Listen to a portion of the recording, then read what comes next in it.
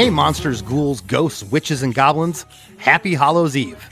We couldn't think of a better return guest to sit in with us today than lead vocalist and songwriter Spencer Charnas from the Boston, Massachusetts theatrical metal band Ice Nine Kills. Together, we break down the writing, recording, and inspiration behind the smash hit Hip to Be Scared, taken from their 2021 album, The Silver Scream 2. Welcome to Horrorwood. I said it last time, but when it comes to horror movies and horror movie knowledge, Spencer is the real deal. Hip to Be Scared is based around the movie American Psycho. There is an insane amount of movie references, along with self-deprecating humor and a musical interlude nod to Huey Lewis, complete with a 1980s sounding drum machine and synthesizers. Producer Drew Falk returns this time after having last helmed the band's previous release, The Silver Scream. He absolutely kills it again here on production. Oh, and it doesn't hurt that everyone in Ice Nine Kills are insanely incredible musicians. Add in a guest vocal featuring Jacoby from Papa Roach, and you get one banger of a track. I'm not sure they could have crammed anything else into these 3 minutes and 23 seconds. So sit back, relax, and know that it's hip to be scared. Hey, have you heard? Krista makes a podcast. Hey, have you heard? Krista makes a podcast. Hey, have you heard? Krista makes a podcast. Hey, have you heard? Krista makes a podcast. Spencer, what's going on? Great to be back with you, man. After the last time, I've been jonesing for another fix. Well, for those that listened to the episode with you prior when we talked about the American Nightmare, you're a fan of the show, which makes it very easy for me. You want to be here. You want to be here talking to me. That's awesome. I want to be here so badly, and it's just great to be back again. I mean, the last episode was awesome, and it's cool because when we were doing the last show, we had this Hip to Be Scared song in the can, and I was so excited. Yes. I remember telling you guys about it, I think, after the episode, and we actually talked about, hey, maybe we'll do another show, and that could be the song. So I'm glad we're here. It's all come to fruition. When you told me that at the time, and I remember thinking, and this sounds kind of crappy of me to say, but after the American Nightmare, everything that is in that song, how grandiose and epic it is. And you're talking to me now about your new single, but the new one coming out, Hip to Be Scared. This is a couple of years ago now. I'm thinking, how could he top this song? How could it get bigger? How could it get quirkier? How could it get crazier? And you did it with this track, man. Hip to Be Scared is awesome. I really appreciate that, man. I really do. Thank you. Yeah, and the fact that you're sitting here, you carved out time. You're hanging out with Metallica and Pantera these days, dude. It's been quite a wild experience playing with those guys, and I have to say, they are so nice to us and are really showing us how we need to treat bands that open for us, because they kind of, they came up and Ozzy took them on tour, and from what I understand, Ozzy treated them really well, and then Metallica, took that torch and then would take out bands like Korn, and we've heard that Korn treats the bands that open for them really well, so it's a whole sort of passing of the torch, and they're really showing us how to be nice to the bands that you bring up, and it's been a great experience thus far. That is so cool to hear. That band, they're the Rolling Stones of our generation. And, it's be like, in the 80s, some band, the Black Crowes, getting to open up at the stadium for Rolling Stones. And you're doing that, like my band got to be on a festival with Metallica about 20 years ago, Download Festival, not on the same stage, but you're on the same bill. Like, you're playing with the band, and the fact that they're treating you great is awesome. I probably said this last time we spoke, Spencer, but I feel like your band could play with so many different bands and so many different genres, and somehow you'd fit in. Well, I really appreciate that.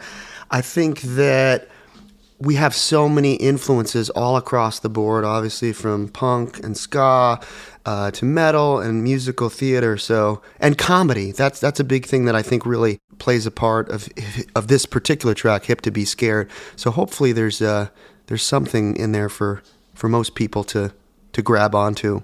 And actually, when we did the show at SoFi, we had Real Big Fish horn section come out, and we asked Less Than Jake's horn section to come out as well, because we thought it'd be cool to have RBF and Less Than Jake, but the boys couldn't do it because you guys were on tour. Shame on you. I know they were bummed. Let me tell you, to be able to go out in front of that crowd. And I got to ask you, how was Metallica's crowd? Were they receptive to you guys? We had heard a lot of, I wouldn't say horror stories, but traditionally, historically, we've been told it's hard. It's not an easy band to open for, because if you're a Metallica fan, you are a Metallica fan, and you're there to see them, and you might cross your arms. And I remember hearing something about like Avenged Sevenfold open for them, and like Mexico, and like the whole audience. I think M Shadow said the whole audience like turned their back and gave them the middle fingers. So we were a little bit scared, but honestly, for the most part, the shows have been great. The crowd has been. Seems to be very receptive.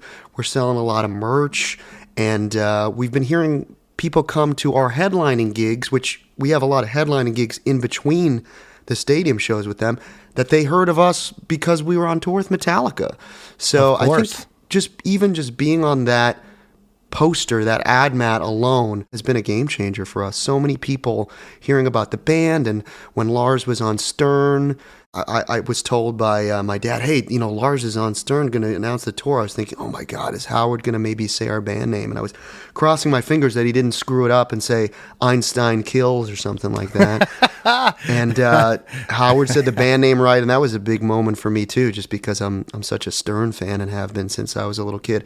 The whole experience has been absolutely surreal. I saw Metallica with my dad in 1996 at the Boston Garden. And I remember that show so vividly, and just always been a huge fan. One of the go-to bands when I would pick up a guitar. I'd go start playing One or Enter Sandman or Nothing Else Matters. So to be asked by them to join them on their world tour, it's just like I can't even put it into words how appreciative I am to them. Well, that is so cool. A couple more things before we jump into this bad boy, because there's a lot of stuff here. This song is intense. I got to ask, the Silver Screen came out in 2018, and the follow-up, Silver Scream 2, came out in 2021. Did you know at the time that you were writing the Silver Scream that you were going to do a part 2? And were any of those songs written during the same time period? No. The Silver Scream 1 was really another experiment for us. Before that album, we had done a record called Every Trick in the Book, where the concept was we wrote about different books. Although, none of us can actually read, we did write songs about books. And we were kind of, during the writing process of Silver Scream 1, if we had to say, oh man, we don't have enough room on the album to fit a song about American Psycho, even though that's, always been one of my favorite horror films, we said, oh, well, if this album goes well, let's, we'll save it for part 2. So I think we kind of approached it like almost a movie studio or a director or screenwriter would approach a project. Hey, if this does well, like Kevin Williamson when he wrote Scream 1, we'll do a Scream 2. And actually, like someone like Kevin Williamson, when he was shopping Scream 1 script around, he had a little detailed part about how he would continue part 2 at the end of the script. So it was always the plan if it did well, and we were lucky enough that it was a success. Well, success is an understatement, and your band is just, it's so refreshing. You're not a new band, but yet you're getting these Metallica tours. You're elevating your status as a band. You're continuing to move forward in a big way. That's hard to do as you're an older band. It's, oh, that band. I've heard them before. What are they going to do now? How are they going to prove themselves now? Well, I hope that we still look young, and we took a cue from American Psycho. We use lotion on our skin with little or no alcohol because alcohol dries the face out and makes you look older. So that was one of our tricks that we picked up from Bateman. But yes, I mean, there was a period of time where no record label wanted to touch us. Not even the fact that they didn't really like our music. They were just like, this band's been around too long. They're, 25? Like, it's just not going to happen. So that was a stigma that was definitely around our band for a long time. And we just really didn't let it faze us. Maybe you need a little bit of persistence, a little bit of stupidity, and it's a recipe for hopefully success. Right on. Well, a couple of things about the track. It was the lead single from the album, The Silver Scream 2, Welcome to Horrorwood. Features Jacoby Shaddix from Papa Roach on the track. And the music video is absolutely killer. And then there's the actual scene from the movie, American Psycho, that inspired the video. And then I can't believe this. Huey Lewis actually did a parody of the scene as well with a Weird Al. Hey. Yes, Al? Why are there newspapers all over the place? Is that like a Huey Lewis on the news joke or something? No, Al. Hey, is that a raincoat? Yes, it is. In 2005, Lionsgate released this, The Uncut. I think it's an undisputed masterpiece. A movie so entertaining, most people probably don't listen to the message. Most people probably don't listen to the lyrics. But they should, because it's not just a great character study, but a sardonic metaphor for 1980s greed and materialism. Hey, Al! Ah! Try parodying one of my songs now, you stupid bastard. And how you put all this together, and you're the narrator, but you're talking about a movie, but yet you're it's what you've done here is created something that is, I don't know if it's really ever been done like this. I appreciate that, Chris.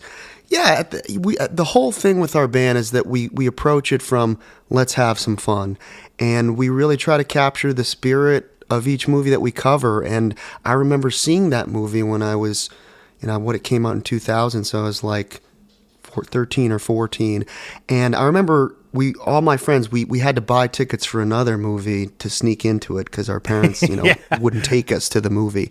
And I remember being in the theater and really enjoying more of the horror element of the movie. And then like days later, as my friends and I started to quote the movie on the schoolyard, so to speak, we realized how fucking funny it was and that it really was satirical. Because none of us, we were too young to have understood, that the book had come out and been controversial. We just saw these ads for this crazy looking film with this business guy, sleeping with these women and killing everyone and with the business card. That's what attracted us to the movie. But it was like those days later of re-quoting the business card scene and realizing this is hysterical. New card. What do you think? Whoa, very nice. Look at that. Picked them up from the printers yesterday. Good coloring. That's bone. And the lettering is something called Cillian Braille. It's very cool, Bateman, but that's nothing. Look at this. That is really nice. Eggshell with Romalian type. What do you think? Nice. Jesus.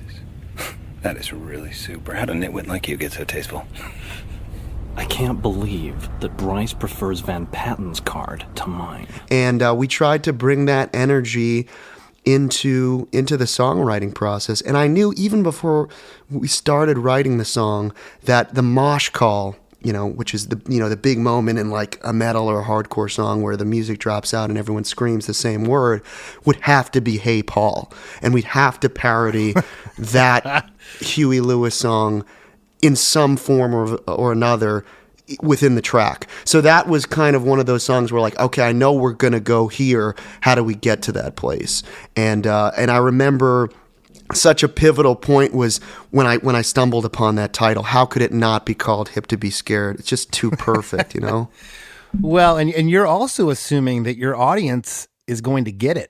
They're going to understand what you're trying to put together here. There's a lot of references. There's a lot of people. It's insane. And man, your whole trip is fascinating. I could talk to you for an hour. We got to get into the song. One last thing. You brought Drew Folk back, who's known as Wizard Blood, to produce this record. Was there an option to go anywhere else, or was Drew it? Because you just knew. Drew is our boy. We had such a great time with him on the first record. And one of the things... He's so talented in so many different ways, but one of the main reasons I love to continue to work with him is that he's not afraid to take risks Like, we're not afraid to take risks. And he wants to get weirder and crazier. And I don't know if he really had worked with too many bands before us that wanted to do that kind of weird shit. You know, even like, you know, to bring back like a punk ska kind of a reference. I remember when I heard that Goldfinger song, what is it, The City with Two Faces, the one with the Fuck LA chorus. And they go into that part, and I know you know what I'm talking about, where John just gets on, he's like, now don't get me wrong, LA's got some beautiful people, but it's got some great bands. And it's like this weird kind of like jazzy musical turn, like it takes a right turn or left turn or whatever.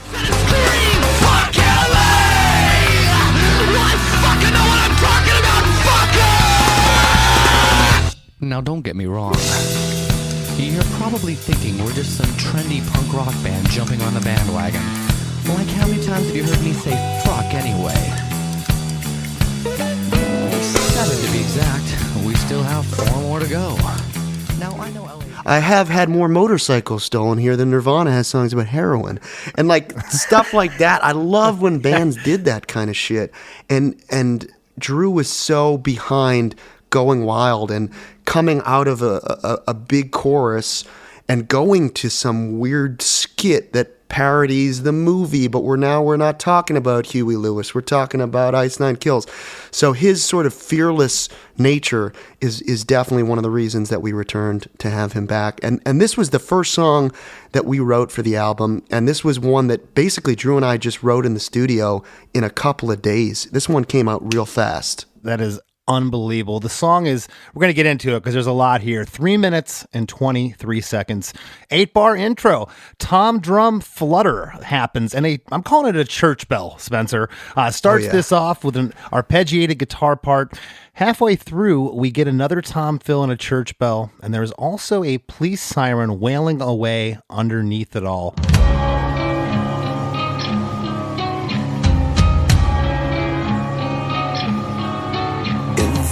This beginning reminds me a little bit of Hallowed Be Thy Name by Iron Maiden. That intro of that song, it's got the bells and the arpeggiated guitar.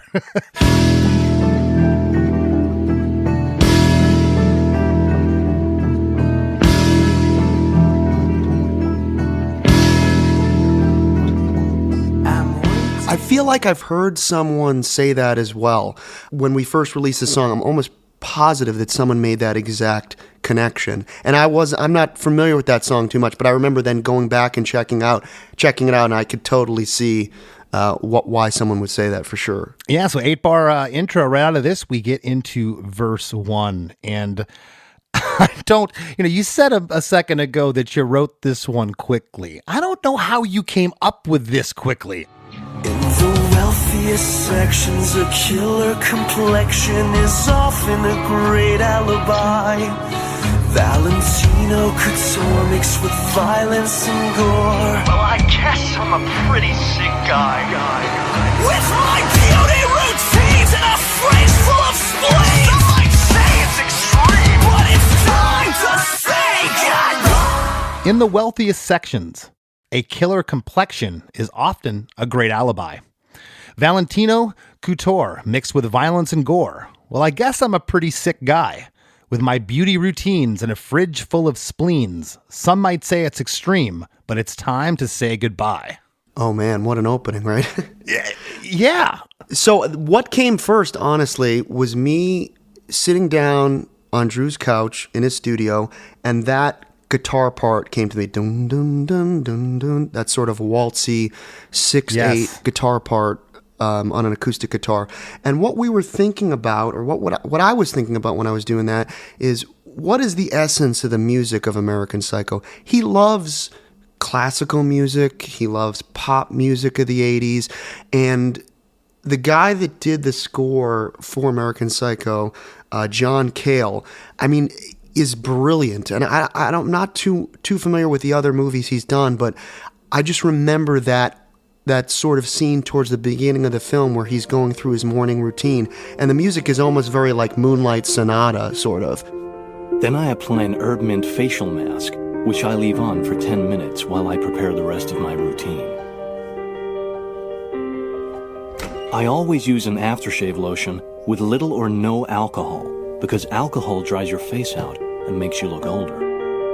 then moisturizer, then an anti-aging eye balm, followed by a final moisturizing protective lotion. And I wanted to capture that essence, and that's why I think I was drawn to that waltzy sound. And again, I'm not like the super classically trained musician. I'll just play something and then someone will be like, oh, that's cool that you're doing it in 6/8. I didn't think about, hey, I got to do something in 6/8. I was just drawn to that guitar part. And what's funny about it is that Drew actually recorded that acoustic guitar part on his iPhone. I was playing that and he recorded that, and that's what stayed in the song. He transferred from his iPhone, put a bunch of processing on it, and that's a little trick of the trade. That is crazy, because I thought it was an acoustic guitar, maybe ghosted with an electric. I could hear the sliding. I could hear the actual pick being picked up by a microphone. I had no idea it was the microphone inside of an iPhone. That's incredible. It's a really cool sound. Thank you. Yeah, he does that a lot. I didn't know that until we did that, but he has a tendency to want to do that because, I don't know, I think it's like, you know, a producer like Ross Robinson, who's like famous for getting a vibe. There was just a vibe when I was playing. He said, here, keep playing that. I'm going to record you right now with the iPhone. So I thought that was cool too, because I'm a guitarist at heart. I write a lot of our stuff on guitar, but I don't really get to play guitar on the album too much. So this was me getting to have a part on the album that actually stayed, because our guitarists are absolutely incredible, better players than I am.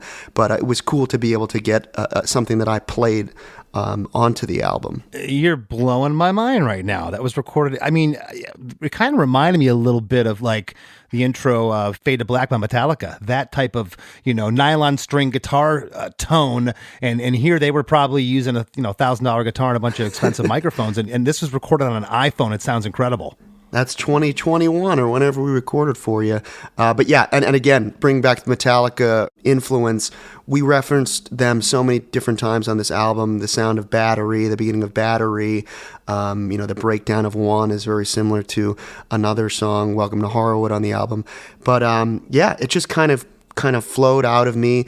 And another thing that Drew is so fantastic at is programming drums as we're going. He's a master at that. And like you mentioned, that little flutter, that little flam that starts the song. It's like those little subtleties that he brings to this song can't be overstated. And now I'm speaking like Patrick Bateman. I just can't help it. This is, I mean, you guys are really pushing your own genre, theatercore. I don't know if that's a term. Theatricore, we actually used to call it back in the day. Okay. I would definitely give it that. It's got its own vibe. A lot going on in this first verse. There's like a howling wind sound that comes in here. And are those types of sounds, and I'm sure they're done on a synth or maybe they're sound samples that you've gotten from somewhere. Is that done like as a last minute, like cherry on top, or are you already thinking about that? Was Drew already thinking about that when you were laying down the basic tracks? I definitely remember when we were creating the intro that we knew that we wanted to set the scene of New York City and some sort of crime going on amidst these lyrics about, a guy that lives in a penthouse and works on Wall Street. So I believe we did layer in some of that as we were writing the song. Drew is very much hands-on in the box, as they say. But I also have to give so much credit to our bassist and vocalist and pianist extraordinaire, Joe, who also is very involved in the sound design of the songs. And then, as you said, the sort of cherry on top, which is one of the most rewarding parts of the process of our songwriting, is that we take the finished product, or at least a finished demo product, and we send it to our guy, Francesco Farini. Perfect name for a composer, right? He's in this symphonic, like death metal band from Italy called Flesh God Apocalypse. Oh my God, they're incredible. Incredible, that right? That band's incredible.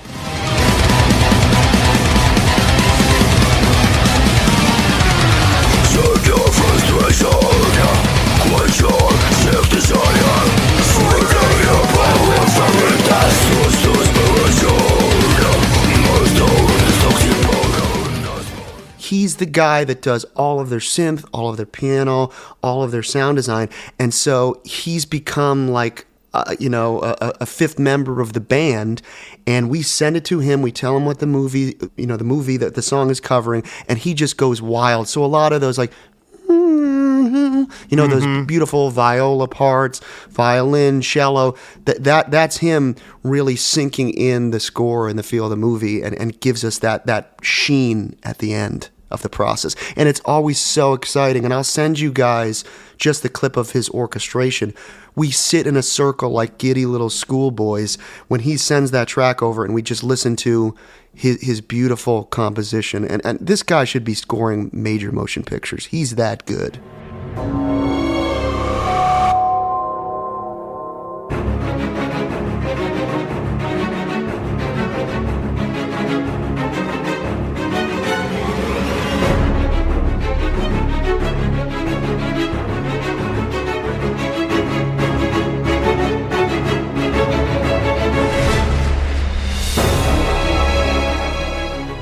You may be doing the same thing someday with what you got going on in your brain, kid. I'll tell you, it's incredible. And for those who haven't listened to Flesh God Apocalypse, might be one of the most brutal heavy bands I've ever heard in my life.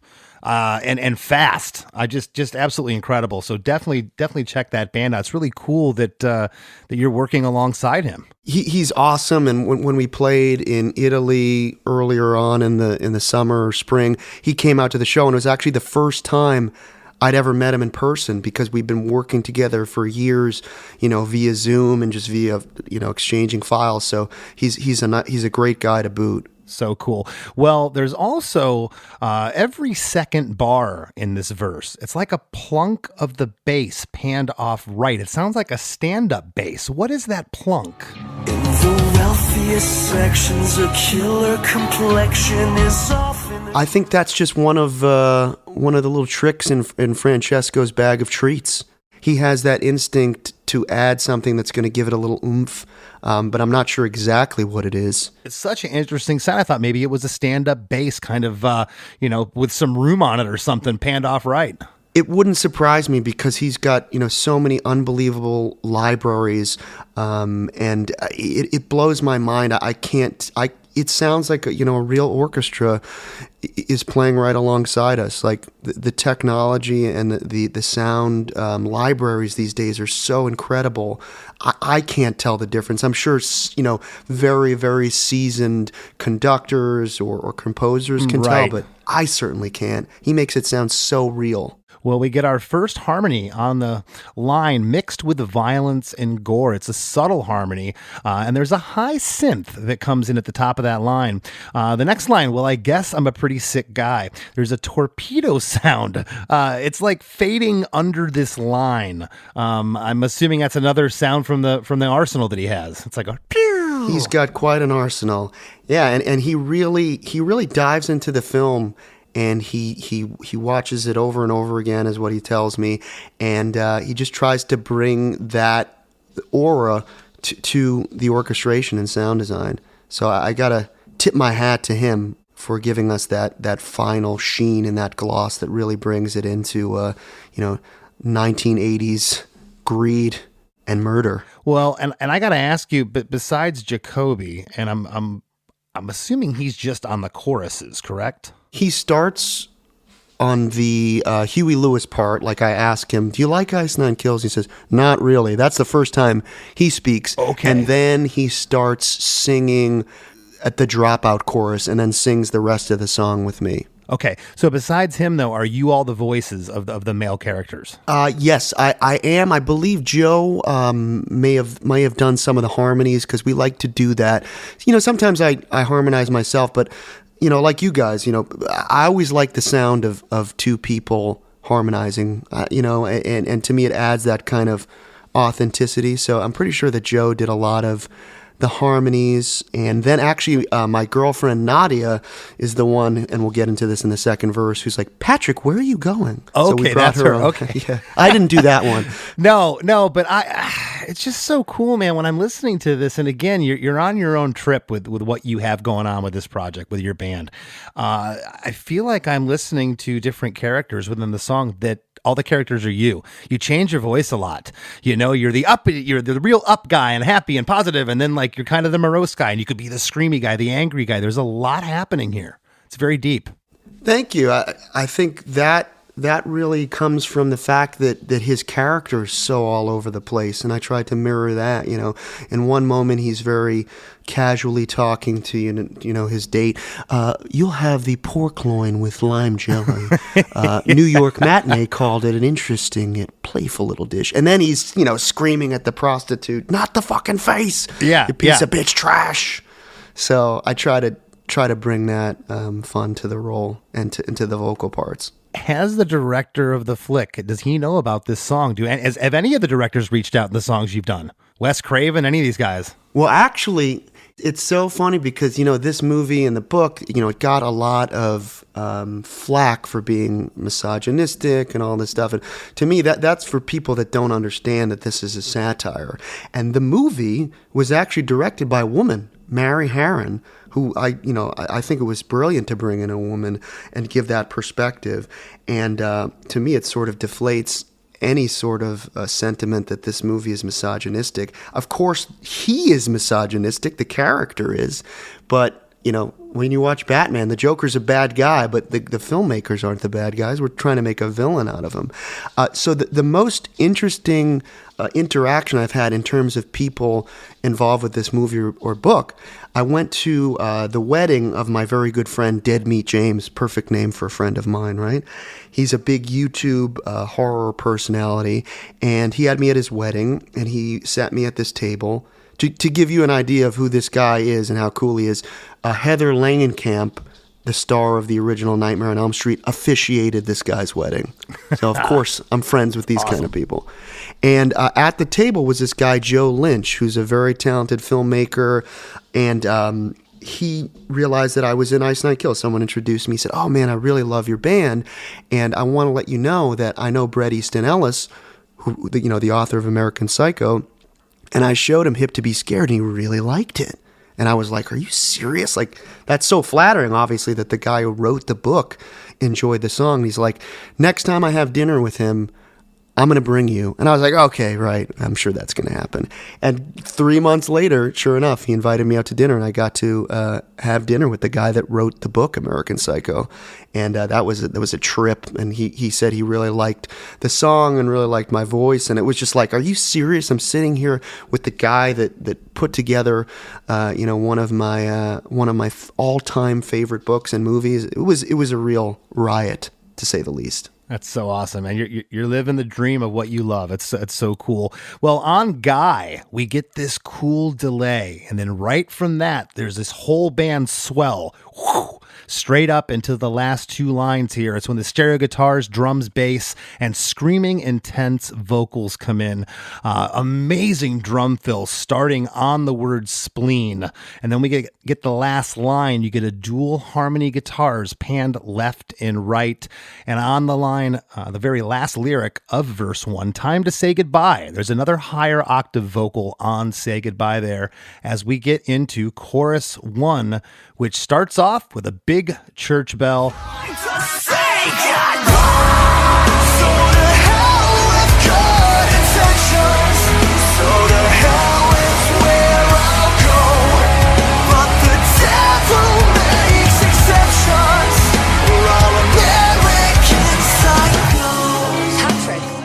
So to hell with good intentions. So to hell is where I'll go.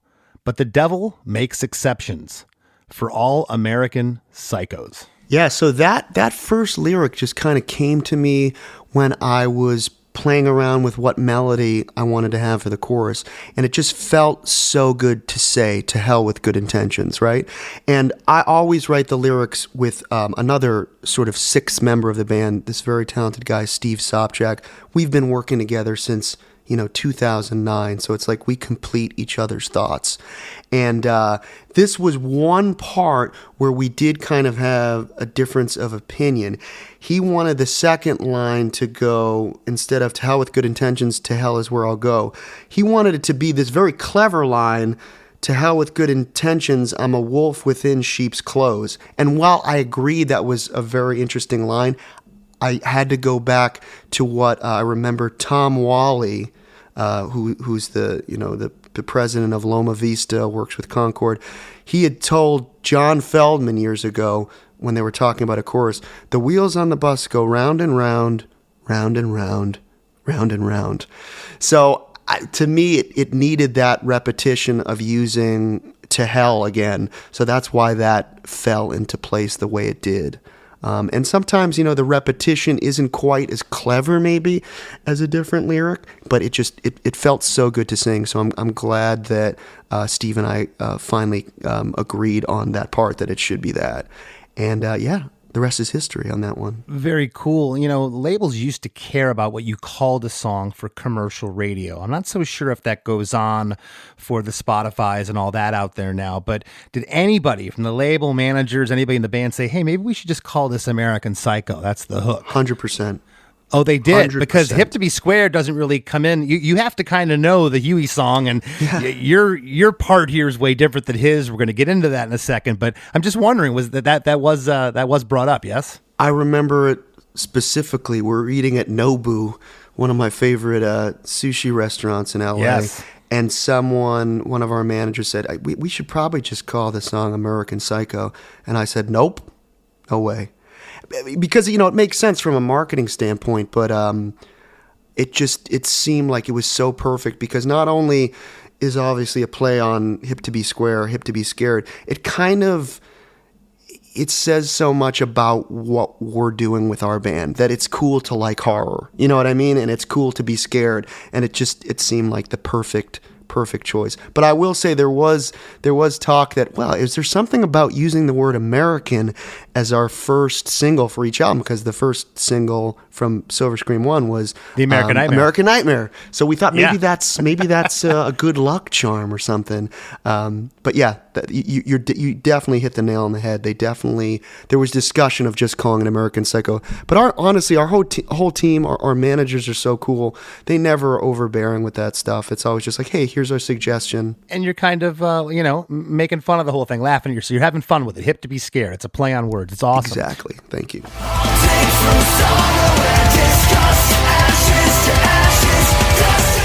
Hey, don't go anywhere. We got lots more coming up with Spencer Charnas after a few words from our sponsors. Ever wonder what a punch from Elton John feels like? Or how you'd cope with having turned down the chance to be in Nirvana? Or what signal Keith Richards gives when he wants you to get the hell out of his hotel room? Fans of Too Much Effing Perspective don't have to wonder, because they've heard these exact stories and a jillion others on our podcast. I'm Alex Hoffman, former tour manager for Radiohead. And I'm musician and comedy writer Alan Keller. On the TMEP show, we get guests like Nancy Wilson from Heart, Jeremiah Freites from the Lumineers, and Modern Family's Julie Bowen to tell us things they may have only shared with their therapist, clergy, or a TMZ stringer. So join us on Too Much Effing Perspective. That's EFFING Perspective. The only podcast you crank up to 11.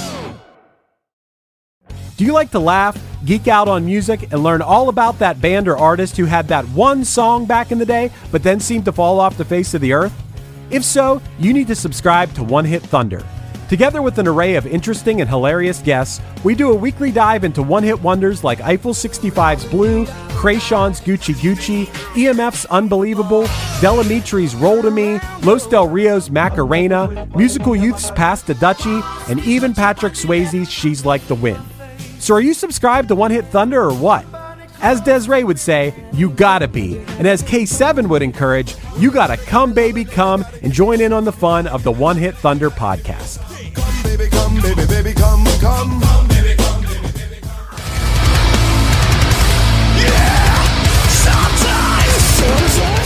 And now, back to the show. Chorus 1, that big church bell starts it off right on the downbeat. We get big stereo guitars, keypads, a guitar riff panned off right, as well as octave guitars, bass. I'm hearing piano notes in here. The tambourine comes in here, which is interesting because this part's halftime. And that tambourine coming in really makes it move along. It doesn't just lay there. It's really cool. It sounds like double-tracked vocals are here. And I got to ask, are there like swirly, delayed vocals kind of ghosting left to right and vice versa through this? It's haunting. Whatever's happening. It's very subtle. Drew loves to do that kind of stuff, so he has me record the vocal. We'll do this towards the end of the process, just in so many different ways. Low octaves. Okay, try this one more energetic. Try this one more schizophrenic. And then he kind of listens through all of the different vocal takes and picks what he loves, and then verbs them out or adds any of those interesting, swirly, kind of haunting sound effects. Well, yeah, because I can't discern any actual lyrics of this specific part I'm talking about or words. It's just, I know something's kind of being said and swirling around. It's almost inaudible, but if it wasn't there, I would notice it too. It could also be, you might also be hearing more tricks from the bag of Francesco Farini. He tends to put in stuff too that, maybe there might be a layer of like Latin sounding, just vowels or something like that to add a spooky factor. But I'm definitely going to get you guys just the orchestral version of the song so that you can play it on this episode. And maybe you can discern exactly what you're talking about.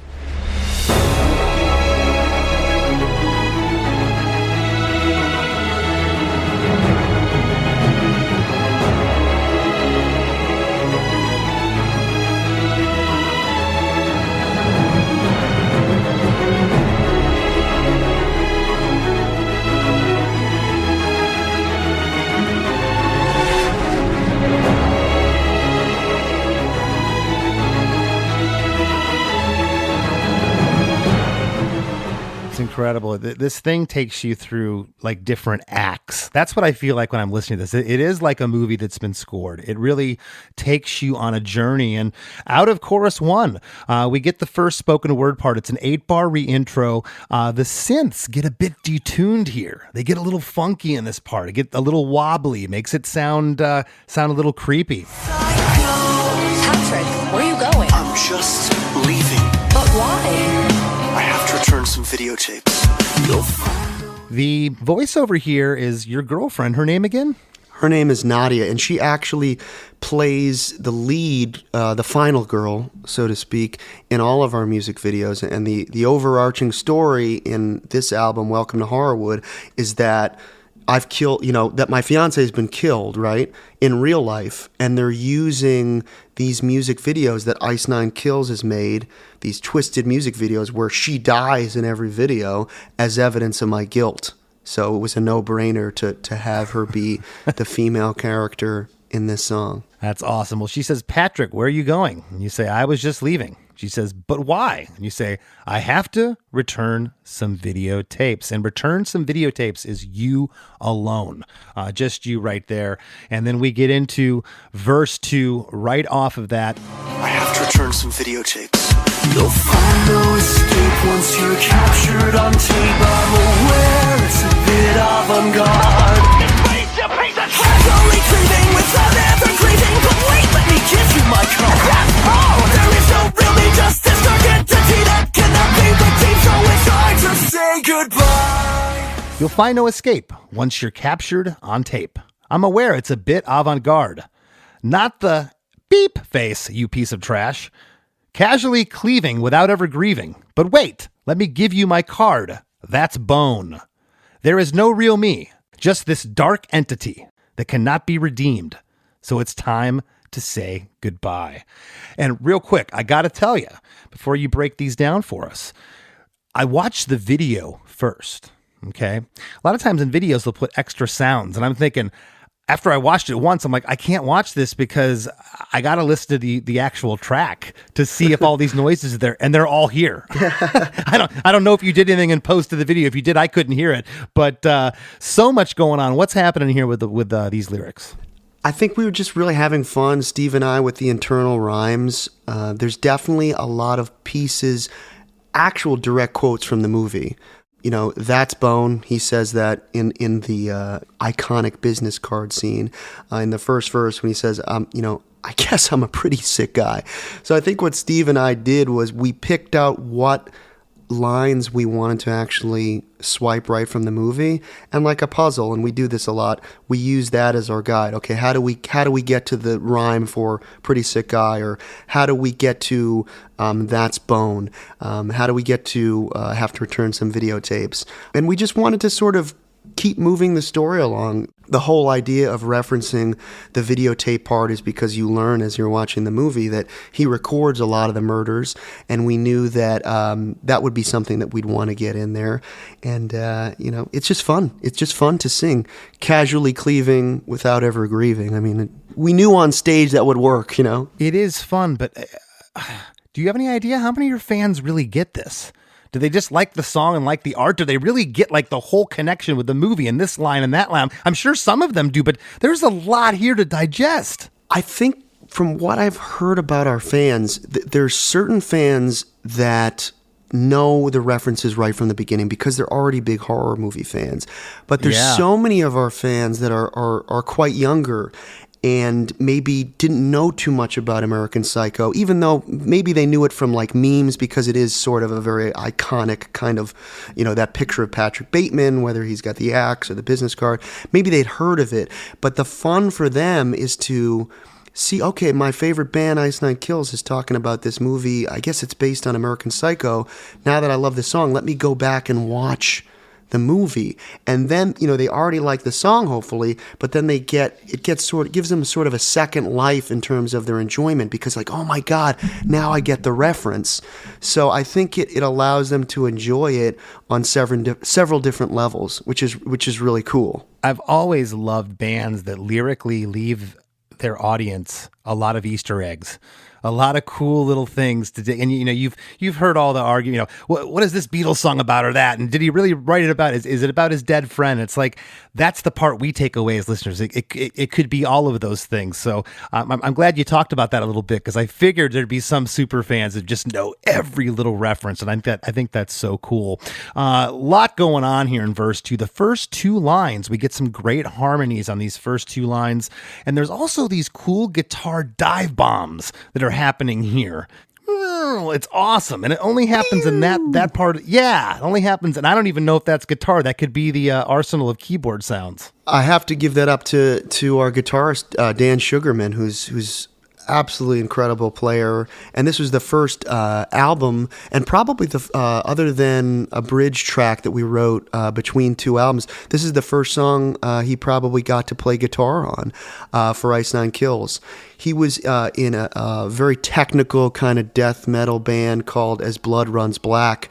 So he brings a whole new sort of swagger to the Ice Nine Kills formula, and he loves doing stuff like dive bombs. And it seemed because we're in 6/8 the whole song until this halfway through this verse, we switched to 4/4, and it just felt like, the sound of the fast-paced, almost punk drums was mirroring me chasing, someone with a chainsaw. Obviously, I'm naked wearing, tennis shoes or basketball shoes like he is, and the dive bomb just seemed tasty and appropriate for that section. On the line, not the blank face, you piece of trash. There's a crazy drum fill as this line is screamed. On the next line, when we switch to 4/4, you were just talking about that. All hell breaks loose here, tempo-wise. So yeah, what happens here on the last 2 lines is crazy. The band is completely going staccato with every word. There is no real me, just the dark entity that cannot be redeemed. The whole band is just hitting every one of those hits. It's really cool. And then we get 6 drum hits, dun, dun, dun, dun, dun, dun, with the whole band before the last line. So it's time to say goodbye. Right then you get this guitar that happens. Again, I just love what's happening with the guitars in this track. Not only are they heavy, but there's so many little, that dive bomb we talked about, that real thing, that slide that happens there. On Say Goodbye, we also get a harmony at the end here. And Say Goodbye is by itself. And there's no dual guitars here like verse 1. So you can really hear that church bell that sounds off chorus 2. It's there on chorus 1, but those guitars are there hanging over it. You don't get really hit by it as much as you do here. Yeah, I mean, there's tons going on. You touched on the guitar parts, especially when we get into 4/4. What I really remember about that part is that that's just mirroring sort of the same riff that I was playing in the beginning, that sort of waltzy doom doom doom doom doom, except now it's doom doom doom doom doom doom doom doom doom. Yes. So that's always fun. to have something, the dichotomy of how that riff originated, which was so far from like a speed metal punk part, and then transposing that to a really fast part. So I remember that being cool, and sort of also mirroring the fact that, as we were talking about, his character can be very relaxed and mellow, and then, you know, on a dime he's chasing someone naked, you know, with a chainsaw. So that kind of stuff we tried to echo through the instrumentation. And I also remember, you know, as you're talking about the chorus coming in, switching from 4/4 to 6/8 there, I just remember being in the studio with Drew, and I was like, oh, but this part seems like it's 4/4. It's like, no, we can switch back right here. So I have to give him full credit for sort of very gracefully being able to figure out how to just get back to 6/8. Because that's not, it doesn't always sound right? When you're trying to switch time signatures, you have to do it just in the right way. Sometimes when you go back to 6, it doesn't sound as heavy now as it did before, because you're coming off the 4/4 part. So that is very interesting. You know, you mentioned something very interesting I hadn't really thought about. You know, you talked about that arpeggiated kind of waltz thing that you wrote, that you played heavier when it went to 4/4. System of a Down does that a lot. These beautiful orchestrated parts in 6. The next thing you know, it's a metal riff that's tearing your head off. I've always been a huge fan of that band, and we reference them a lot too, because they tend to always write, or for the most part, in harmonic minor, which I'm always drawn to. And I'm not the guy that will hear a part and go, oh, that is harmonic minor. Oh, that's cool that you're doing in 6/8. I'm always just a feel guy.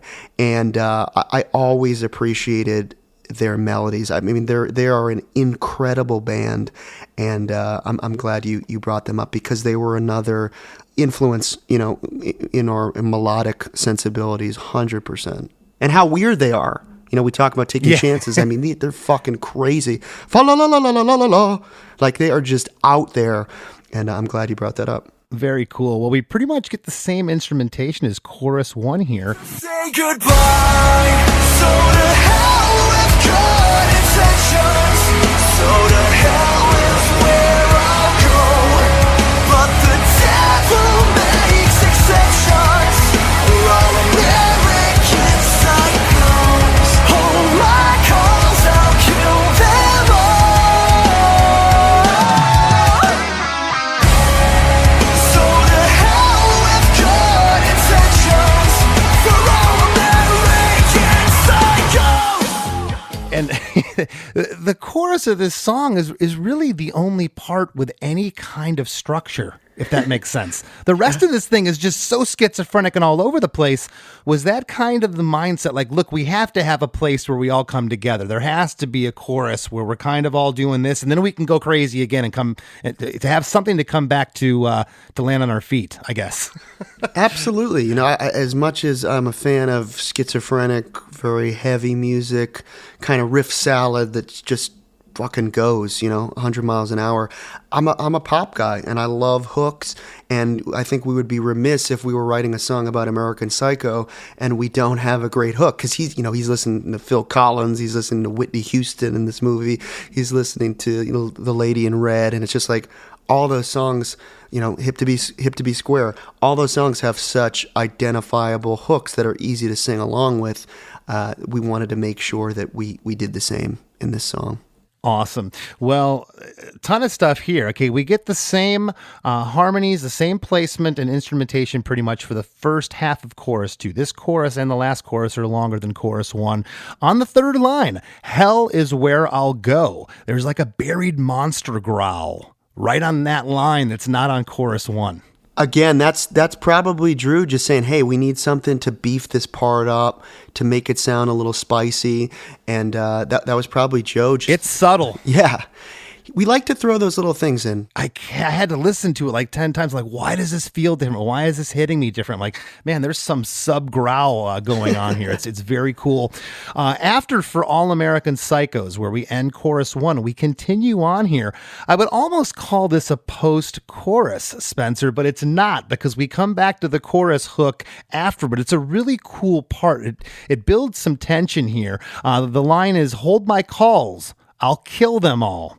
And then you finish with So to Hell with Good Intentions for All American Psychos. We get harmonies on that line, Hold My Calls, I'll Kill Them All, and on So to Hell with Good Intentions. On the word all, it's held out for 4 bars. Then the band stops as that dual guitar lead panned left and right leads us into the last part of chorus 2, which is those 2 lines. So to Hell with Good Intentions for All American Psychos. There's a big delay on Psychos that hangs over, I wrote here, that hangs over Huey, which is the next part we're going to get into, which is the musical interlude.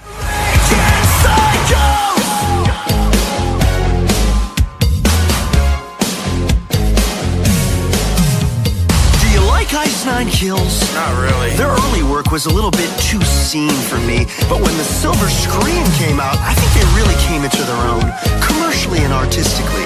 The whole album has a refined melodic sensibility that really makes it a cut above the rest. Hey, Paul! What is going on here? When this part comes out of left field, it's like, what? It's almost like the closest I could get to this is something like Mr. Bungle would do, maybe. Like, completely out of left field. I think it was just one of those things that we knew going into this song that we're going to have to get to this Huey part. We want to do a skit. We know that we're going to want to do a music video, and we're going to want that holy shit moment where it just comes out of nowhere. And it was just, again, such a fun part to put together. And even more so, more fun than putting it together was getting people's reaction the first time they heard it and just seeing a smile come on their face. Like, are you guys serious? This is fucking cool. I'm still smiling, dude. It's this whole part's insane. And was there ever a concern that this is going to be cheesy? This is going to go south? Because there's an element of cheese to it, but at the same time, there's an element of, I'm going to call it, it's kind of punk. It's kind of like the middle finger. There's a bit of snottiness here with the delivery. Absolutely. I think it was just one of those things where it's like we're doing something so overly cheesy, so overly ridiculous that we're going into this 80s synth part that makes no sense whatsoever, and we just didn't care. And I remember specifically, like when I don't remember if it was label or parts of our management who handle like the Spotify playlisting, they were like, "You got to get rid of this part." And I was, "Are you kidding me? This is what's going to make this song blow up." And you know, it might not be right for the Spotify algorithm for playlists, but we just don't give a shit. And it's become like a centerpiece of the band. Like, there's so many people that now go around either our fan base or to people that don't know the music. Do you like Ice Nine Kills? And if you don't answer, not really, you're not in on the joke. You really changed up this part. It's almost like you could have made this, in my opinion, sound a lot more like the song and maybe a little tougher. It sounds almost like a bad karaoke version. I know that that's on purpose. Yeah. Okay. But I want to talk about this, okay? First of all, it sounds like a drum machine. This whole thing's programmed. Mm-hmm. Is that right? Absolutely. I think Drew did like a first pass of it when we were writing it, and then Francesco added a lot of different synth stuff and really beefed it up. Yeah. So Hip to Be Square, the original track, it's way slower. It's so funny. I went and listened to it. I A-B'd it. I'm like, oh my gosh, I couldn't believe how fast it sounded compared to this part, because I thought this was kind of in the ballpark. It's hip to be square. It's hip to be square. But your riff, of course, starts on C-sharp minor here. The riff sounds different than Huey's, though. There's like one chord it goes to different. Was that on purpose? 100%. So when we were doing that part, we knew, okay, well, we can't just rip the exact riff because obviously Huey Lewis wrote that and it would interfere with songwriting royalties and everything. So I was either me or Drew sat down and was like, okay, let's just change it. Obviously it's in different key, right? This is not the same key as the original. And we just, instead of, and I don't want to sound like a Vanilla Ice, you know, when he's like, ours goes din din din din din din, theirs goes din din din din din din. But we definitely made it a little bit different. So it's like din din. You know, it's not exactly. If it's considered a parody, can you get away with not having to pay those royalties out? Is that I know that in certain instances, and if you're not using the exact lyric, there's a bunch of different rules with that. So from what my understanding is now, going through this part, because it was really the first time we ever took someone else's music and put it into our own song, if it could be confused as Huey's, then they would have a case, right? So when we submitted it to the label, even though I remember sending, no, it's not the same as Huey's, because let me play it back to back, and I remember sending our lawyer and I think sending our label a video of me playing Huey's riff on acoustic guitar and then playing my riff, and they're like, it doesn't matter, it's too close, we got to get permission. And so that actually led to a really cool thing. Although we lost some of the percentage points on the royalties, Huey Lewis actually has a writing credit on an Ice Nine Kills song, and he had to approve it. And from what I understand, our lawyer talked with his lawyer, and he really liked it. He commented specifically on the drumming. He said, this song was awesome, I love the drumming. So we do have a song with Huey Lewis in the credits, which makes it all worth it. And you know what? He deserves it, because it's obviously that song is incredible. Obviously that song and that part in the movie and the choice to put that in the movie made it that much more iconic. So he deserves a percentage from us. So I was absolutely fine with it. That's awesome. Well, this whole part, it sounds like a cheesy 80s infomercial. It's what it reminds me of. This whole section, you're basically saying like an infomercial. Do you like Ice Nine Kills? Not really. And I guess not really. That was Jacoby there, right? That is, yeah. Yeah. Their early work was a little bit too scene for me. But when the Silver Scream came out, I think they really came into their own, commercially and artistically. The whole album has a refined melodic sensibility that really makes it a cut above the rest. Hey, Paul. So again, man, you are out of your mind, man. This is like, where did you come up with this? And it's funny because, I didn't bring this up before, but as I said, we wrote this song in the box, and so we never demoed it out. So a lot of these takes are just first take demo takes. And I just kind of riffed on, obviously, the dialogue straight from the movie, but I thought it would be so cool and like self-deprecating to obviously talk about our band and still have Paul Allen, Jacoby's character, be like, no, I don't really like Ice Nine Kills. We thought that would elicit some humor, and for people that think that we take ourselves too seriously, it's kind of like, really? You think we take ourselves too seriously? We're just having fun. If you don't like it, listen to something else. Well, after you say a cut above the rest, we get this huge inhale, okay, like a big breath. And then, hey, Paul is screamed. And right then, there's a sound of, it's almost like a bullwhip cracking. I don't even know how else to say this sound, but that's where the axe swings. What is that sound you put there? So Joe and Drew, because of being involved with me, I'm a super scary horror guy, sick, twisted motherfucker. I've got all these needs for gore sounds. So because of me, both of those guys have so many different libraries of like ripping, tearing bone sound and splitting heads and cracking skulls. So I know that Joe in particular has said that like on a number of occasions when he's working on a music video for us for the sound design, or Drew is working on finding the perfect gore sound, he'll be listening to this like axe singing and women screaming, and then he realizes that he's had these sounds on for like an hour, and his neighbors must think he's fucking killing someone in his apartment. But I believe that's just an axe swing sound and some sort of sound that sounds like hitting flesh with an axe. Yeah. Well, right out of this Huey Lewis alter world we came out of, we're now in a breakdown. It's 16 bars, brutally heavy breakdown with a monstrous underlying low guttural scream throughout. Very riffy, stereo guitars, bass, and drums. Hey, Paul!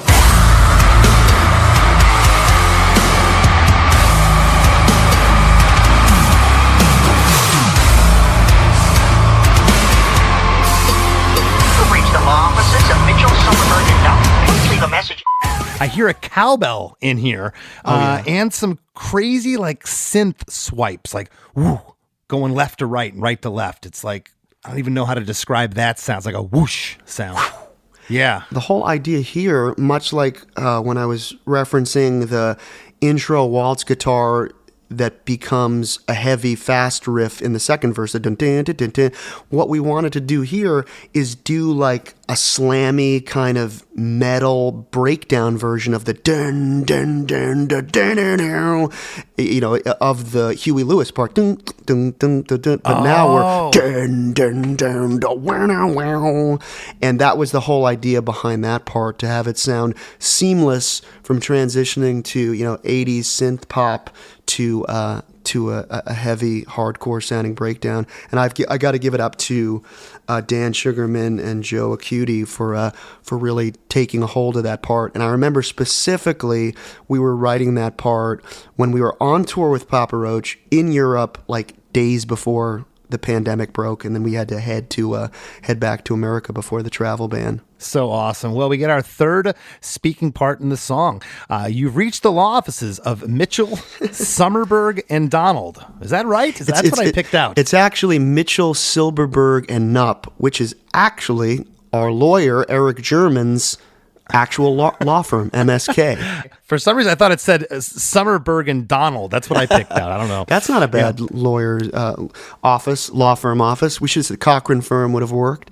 But he was so stoked because I guess that was the first time that law firm had been ever dropped in a song. No surprise. But interesting thing about that law firm is that they represented the Goldmans in the civil trial against OJ. So that's a little, oh my gosh, little Easter egg right there. And oh geez. So I thought it would be really cool. One of my favorite scenes in American Psycho is when he calls his lawyer and leaves that rambling message. I got to tell you, I killed a lot of people. I think the homeless guy, I've killed maybe 40 people. So I wanted to echo that part into this part of our song. So this whole next part is supposed to be an homage to him calling his lawyer. And I even dropped the names of my lawyer, my manager, the producer in this next part when I'm talking about, and Jose Mangan from Sirius XM, Octane, and Liquid Metal. He's been a big supporter of the band, so I wanted to return the favor and put his name in the song too. So I said, I killed Drew, Chris, and wait, we could even say it was you. You could be the Chris. I say, I killed Drew, Chris, and Mike, stabbed Jose with a knife, but I don't think I'm going to get away with it this time. Couldn't you have slid less than Jake somewhere in here? There's not enough stuff in the song, dude. Jeez, I could have. My gosh. It's I say Chris, so we can just say that's you. The last thing you say here over that part is, please leave a message, but leave a message is just your voice. And there's a beep, like an answering machine. That's me pretending I'm a woman. The audio here sounds very grainy, like an old voice greeting, like on an old telephone answering machine. I love the way that comes across. And then we get into verse 3, which this is just breakneck. It's probably the fastest part of the song. Please leave a message. Eric Hello is my lawyer. You know I'm psychotic, but I crossed the line. I killed Drew, Chris, and Mike, stabbed Jose with a knife, but I don't think I'm gonna get away with it this time. Eric, hello. As my lawyer, you know I'm psychotic, but I've crossed the line. I killed Drew, Chris, and Mike, stabbed Jose with a knife, but I don't think I'm going to get away with it this time. Man, it just, hearing you say those lyrics back, it reminds you, and I'm sure you have this in songwriting with Less Than Jake, when something is just magic and comes together so easily. Like, there are great songs that I'm sure both of us have written that have taken a little bit more time to massage, and let's change the chorus, or this part's not working. But this was just one of those songs where it just kind of flew out of us, and we caught lightning in a bottle. And I remember, again, most of this particular lyric was written right on the spot in the studio. And I think probably this is one of the first takes. I know Steve and I did some massaging of some of the lines, but I think this was just like right there, man. Right in the box. Love what's going on here. On the third line, I killed Drew, Chris, and Mike, stabbed Jose with a knife. We get a harmony on Drew, Chris, and Mike, stabbed Jose with a knife. And we also get a spoken word at the very end of this, just you alone saying, away with it this time. This whole section, again, it's super fast. Drums, stereo guitars, bass. They're all playing huge staccato riffs and pinch harmonics. The last two lines, the first one is staccato, like verse 2. And then this crazy drum fill comes in on the last line. That drum fill just blows my mind every time it comes through. And then we get the sound of the church bell again to signify the start of chorus 3. And this is all broke down here. With it this time, to hell with good intentions. To hell is where I'll go. But the devil makes exceptions for all American psychos. For my cause, I'll kill them all. So to hell with good intentions for all American psychos. This confession has meant nothing. There's a lower octave vocal on the first line, to hell with good intentions. On the second line, when the band comes in, there's a monstrous vocal, growly vocal underneath. And go, the word go, is held out here. The arpeggiated guitar here on this first line, it has a new like chorusy effect to it. It's a different sound that we haven't really heard that yet, Spencer. That is another part that I believe I played guitar on in the demo, and we just kept that take. And I think we just wanted it to sound, I always reference like 90s rock bands when they would kind of break down a pretty part like that. A lot of the grunge era bands that I listened to, like Stone Temple Pilots and Nirvana and Alice in Chains and Pearl Jam. I always loved when they would have that kind of beautiful sounding, almost tremolo, but not quite, of just that kind of a tone. And that's just really what I was going for in that part. I love it. I love that there's a different texture here 3 minutes into the song. It's great. On the line, hold my calls, I'll kill them all. The double bass drum part here is ripping. And we get, I'm calling it here finally, we get the Bill and Ted, a dual lead guitar again that happens. And I'm referencing Bill and Ted, of course, because they're from a movie, and it just kind of made me laugh. That part's very, very playful. The last bit of lyrics here is, again, so to hell with good intentions. We get a harmony there. For all American psychos, this confession has meant nothing. On American Psychos, the last time you say it, there's like a backswell that happens here, like a backward snare, something that comes in. And when you say psychos, that is delayed, and it kind of fades out as the last line is spoken. This confession has meant nothing. We get another backswell before nothing. The word nothing, yeah, exactly. The word nothing is whispered by itself. And over this part, the first part of it, we get that acoustic guitar. It sounds like from the top again. That part that you played through the iPhone is there.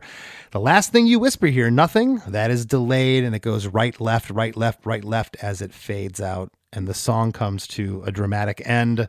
This song was, I'm not just saying this, I've had you on here before. I'm not blowing smoke. Yeah, you just got off tour with Metallica, whatever. But this might be my favorite song I've ever broke down on Chris DeMakes a Podcast. Great job. It's awesome. Wow. Yeah, man. This thing was so fun to pick through.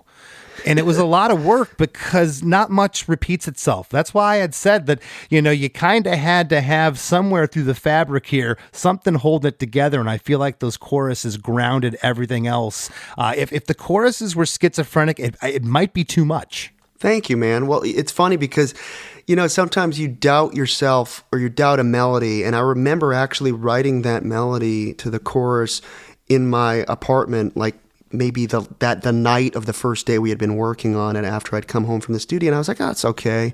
And then as soon as I heard Drew do that halftime drum part under it, I was like, fuck, like this is big.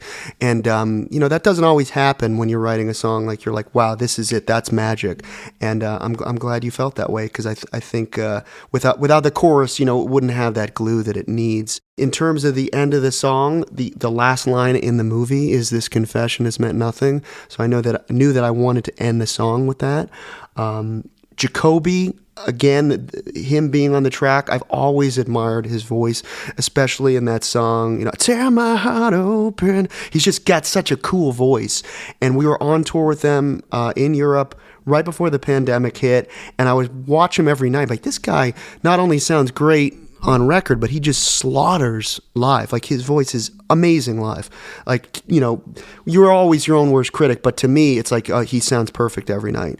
And we were in catering one day, and we knew that we wanted to have a guest feature on this song. Like, that would be so cool for someone to play the Paul Allen role. And he's like, send me the demo, and the rest is history. And he killed it, and he came and did an amazing job on the music video too. He was so down to get bloody, and I just really appreciate that he did it. And as we elongated that last chorus, with the American, that's just stuff, from musical theater that I always loved, and things like Phantom of the Opera or Les Miserables, when there's that ending where they really... comes to a crescendo. Exactly.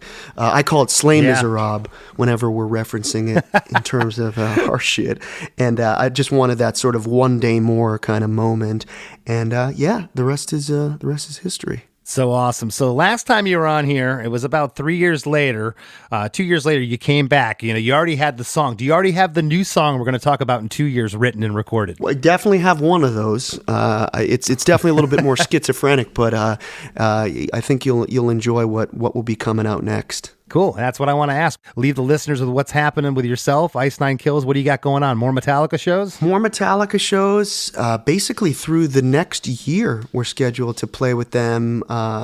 And full circle moment for me, one of the last shows we'll play with them will be August 2024 at Gillette Stadium, where, the Patriots play, a place I've gone to many times in my life, and just to be able to play Gillette Stadium is incredible. And we're back in Europe with them over the spring to play to places like Munich and Madrid, and we've kind of we're gonna do a tour with co-headline tour with In This Moment in November, off for the winter to write some new Ink songs, and then right back on the road with Metallica in the spring and summer. That is awesome, man. Well, hey, I want to thank you for sitting in again. Thanks for being a fan of the show. Thanks for being a friend. And I'm very proud of you, man. You got something very unique and very cool. Thank you so much, Chris. It's an honor to be on the show. And, let's write a song together. Let's get you a guest vocal part on the next Ink album. I would love it.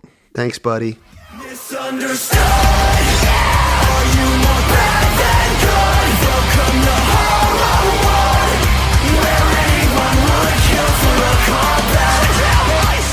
I hope you all enjoyed that conversation with Spencer Charnas, but don't go anywhere. We got lots more Chris DeMakes a Podcast coming right up after a few words from our sponsors.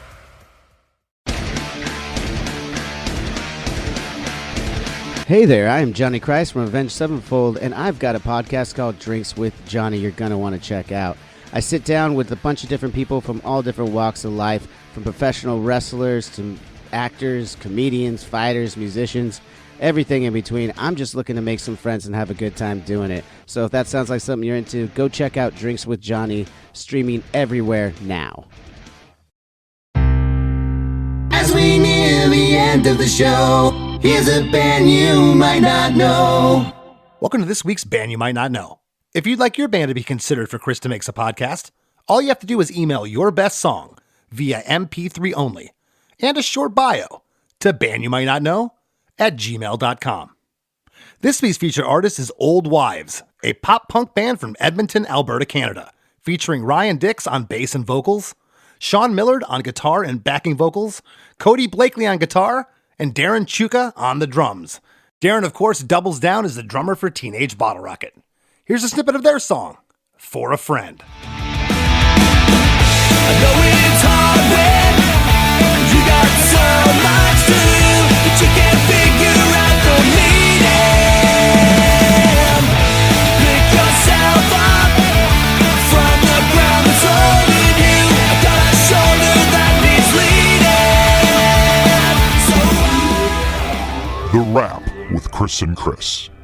So, Chris, I never know with you because I don't know if you're a big movie and TV guy, but had you seen American Psycho before? I have never seen American Psycho, but I am aware of the book, I'm aware of the movie, and I'm aware of the premise. Okay, you should probably watch this movie. It's a pretty incredible movie. I remember seeing it in the movie theaters with my friends when it came out. And I think I was kind of like, about it back then. But over the years, it's kind of one of those movies, the more times you watch it, some people think it's pretty problematic, but it's really a comedy. And I think, Spencer obviously knows that, and it comes through in the song so much. I love that you called it theatercore, which makes sense. He called it theatricore or whatever. Totally. This band, a lot of times when something in rock music is overproduced, I might tend to not like it. With them, I love it because I feel like they use the overproduction as an instrument, if that makes sense. Yeah, there's parts of this that I go, okay, this sounds like someone's very angry and very serious. And then there's another part that, they're kind of coming off as serious, but this is tongue-in-cheek, and you can feel that. This thing takes you on a ride. Ice Nine Kills is one of the most interesting bands, to me, that's out there right now, just due to the fact of, take the musicianship away, which his band's incredible, okay? Take the songwriting. I'm just speaking from a lyrical standpoint, Chris. He's speaking in first person, third person. There's other voices coming in. It's like... He takes you on a ride here, and that's why I asked him too, like, how many of your fans do you think get it? Obviously, you got the super fans. They know everything. They know what his tattoo means, and they know where he lives, and they, those types of just fans that are just, rabid. But the average person, there's just so much here. And like you said, if you don't know the movie, that's a starting point. That's a reference point here. I like the band from a musical perspective, and I kind of like horror movies. I like some horror movies, but I have friends who are huge horror movie fans, and I can imagine that there are legions of Ice Nine Kills fans. They're like, oh my God, this is so cool what this band does, how they focus lyrically on the themes of different horror movies and then make these crazy compositions, these songs that are just so fun to listen to. Like you said, Chris, they take you on such a ride. The music video for this song takes you on such a ride. Yes, it's a parody of American Psycho, but they knocked it out of the park. Yeah, and it really sounds like the producer of this, Drew Falk, that he's like the other part of their team at this point. Like, and the amount of fun that it sounds like they're having in the studio. Again, this song was tracked in the studio. There's no demo of it, and he said it just came out just effortlessly. It sounds like them teaming up with Drew is like the perfect marriage, because it sounds like both sides aren't afraid to go over the top and just have fun, and nothing is off limits. And that has to be the most fun studio experience imaginable. I'm sure there's things that you've done, Chris. I know there's things that I've done, or someone has suggested in the studio, and then you second guessed it. You're like, no, that's too much. We can't do that. That doesn't sound real enough, or that doesn't sound like us enough. It sounds like what he's saying is anything goes, and I just think that's so cool. Yeah, me too. I was careful with my wording to him, but you're taking a calculated risk with the hip to be square part in this song, because the way that it is, it's way slower. It's kind of cheesy. It's got the infomercial thing, but yet there's this underlying middle finger of the whole thing. You can feel that angst with it, and it makes me smile. I love a part in a song that slaps you in the face. And what I mean is a part where you're like, what? What are they doing here? And a lot of times songs like that become hits. Songs where just something so crazy and ridiculous. I'm glad that he said, no, we're not taking this. What do you mean you want us to take this part out of the song? It is essential to the song. You can't take it out. It's not the same song without it. Mm-hmm. Well, that and the choruses, those are kind of the three things. I mean, this Huey Lewis part is all over the place, but the rest of the song, it's breakneck. It doesn't follow patterns, really. But yet, this composition at 3 minutes and 23 seconds, there is something here that's solidified at the end. It does make up something. As weird as that sounds, I don't know if I articulated that correctly, but it's like this thing's all over the place, but somehow it's one cohesive idea, if that makes sense. You're right. It's that chorus. The chorus is the anchor. The chorus is the thing that keeps it being a song that you can really sing along to, that's catchy. That part really just brings it all together. And yeah, that was a good point when you brought that up to him. And Chris, it's crazy. They've been touring with Metallica. I know. That's like, You don't get any bigger than that, right? No. That's as big as it gets. Like I said, that there are Generation Zeppelin, Rolling Stones. That's like a band in 1988 getting the call that, hey, you're opening for the Stones at Gillette Stadium. It's like, what? It doesn't get any bigger. They're at the pinnacle. And they've been around going on 20 years now, this band. They still seem fresh and new. Not many bands can do that and have it come across as genuine. I love that they're pushing boundaries, and I'm honestly very excited to see what their next project is, where Spencer's brain takes a turn to go, and what they come with up next. And I'll tell you what I want to come up with next, Chris. What's that? An idea for the After Party podcast. I want to come up with a better segue. My segues are terrible. Yours are always great. Hey, we have a thing. It's like Patreon, Chris. We call it Supporting Cast.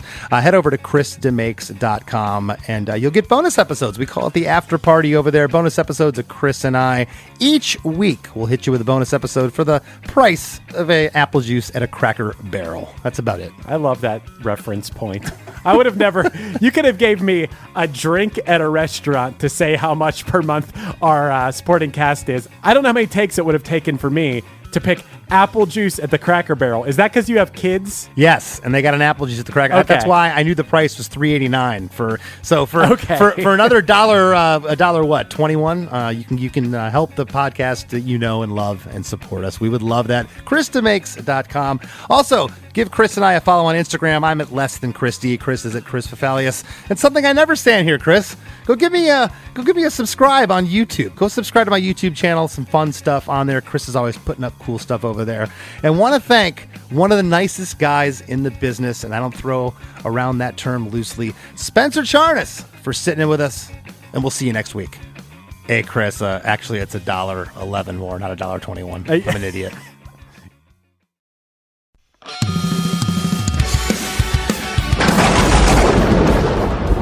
Hey everybody, Satan here.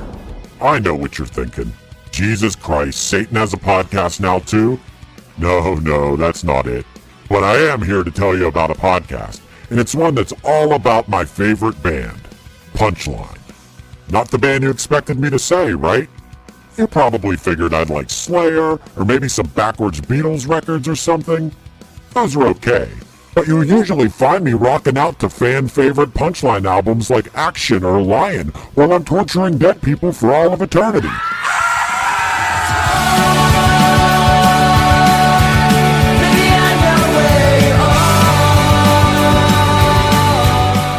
Punchline's podcast is called A Band Called Punchline, and it's super entertaining to listen to this documentary-style look back at the 25 years of my favorite band. Honestly, I'm really feeling like I'm getting to know these guys, and their story is amazing. I'm so ready for them to get down here. I have so many questions. I gotta give them credit for catching on to my whole 37 thing, too.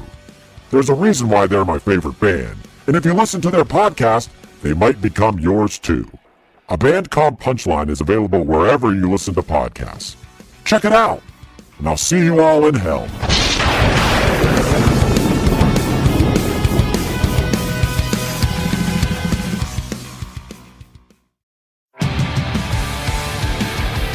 What's up, everybody? I am Finn McKenty, host of the Punk Rock NBA podcast, part of the Sound Talent Media Podcast Network. My podcast is all about doing what you love for a living, and every week I sit down and talk to people who have done exactly that. For example, musicians like Tommy from Between the Buried and Me, Matt from Periphery, Lil Lotus and Shinigami, among many others, photographers, artists, designers, YouTubers like Glenn Fricker and Sarah Dici, and I unpack exactly how they got to where they are today with the goal of helping you do the same. So if that sounds cool, you can listen and subscribe at soundtalentmedia.com, and I'll see you there. Hello out there! Yes, hello out there, everyone. I'm Hal Schwartz. And I'm Flynn McLean. Together we host None But the Brave, a podcast dedicated to the music and career of Bruce Springsteen. Bruce and E Street Band are on tour right now for the first time in 6 years, and we're taking a detailed look at what's happening on stage in our bi-weekly episodes. We've also been recently joined by some very exciting guests, including rock journalist Warren Zanes and Stephen Hayden, Backstreet's Magazine founder Charles Cross, and Barstool's Kirk Minahan. If you're a diehard Springsteen fan, this is the show for you. So please subscribe to None But the Brave on your favorite podcasting platform, and we hope to see you further on up the road. Thank you so much. We'll be seeing you.